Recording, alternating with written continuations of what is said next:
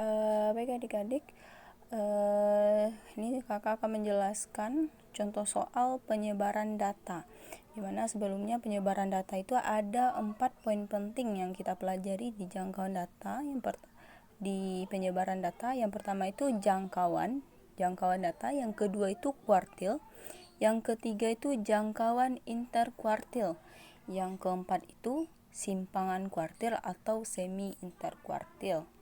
Contoh soalnya nih, sebelumnya kakak mohon maaf yang di modul itu contoh soalnya salah, mana itu kurang tepat jawabannya. Jadi di sini kakak bahas lagi, itu soalnya sama dengan yang di modul 3, 3, 4, 5, 5, 6, 7.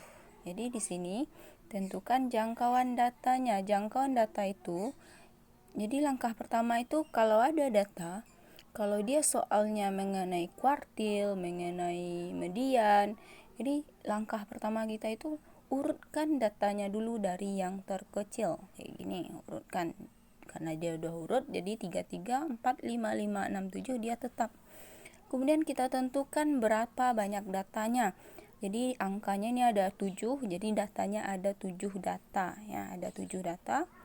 Kemudian yang pertama jangkauan data. Jangkauan data itu X max dikurang X min.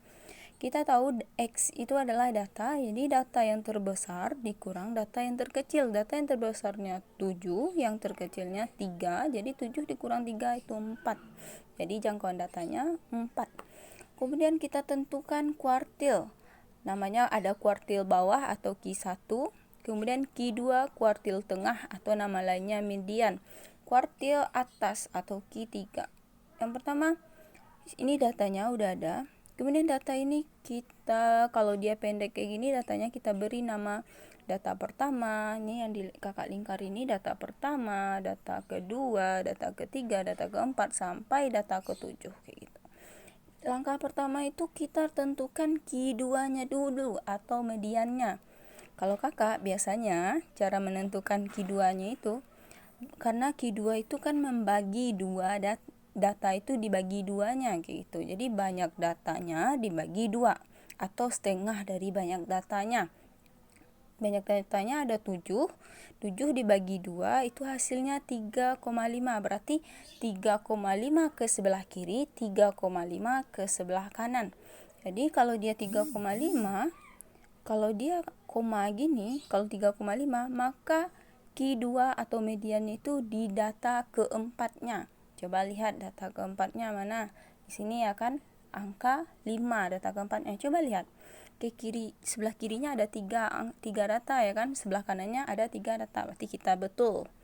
Kemudian Q1-nya. Q1 ini kita tahu Q1, Q2, Q3 ini membagi data ini sebanyak 4 bagian sama besar ya. Makanya Q1 ini seperempatnya. Q1 karena dia yang pertama sekali, makanya dia seperempat. Jadi seperempat dari banyak data. Berarti banyak datanya ada 7 per 4, 1,75.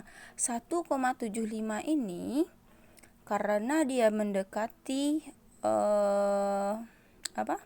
mendekati 2, maka Q1-nya ini adalah data kedua. Jadi Q1-nya itu adalah 3 gitu. Kalau misalkan nanti dapat Q1-nya itu bukan 1,75, misalkan 2 misalkan. Maka Q1-nya itu data kedua ditambah data ketiga dibagi 2 gitu. Kemudian data Q3. Q3 ini berarti seperempat di belakang, berarti 3/4 di awal, dari awal. Berarti 3/4 dikali banyak data. 3/4 dari 7, 21/4, maka 5,25. 5,25 itu dia lewat dari 5, berarti dia udah ada di 6. Berarti dia memotongnya itu di 6.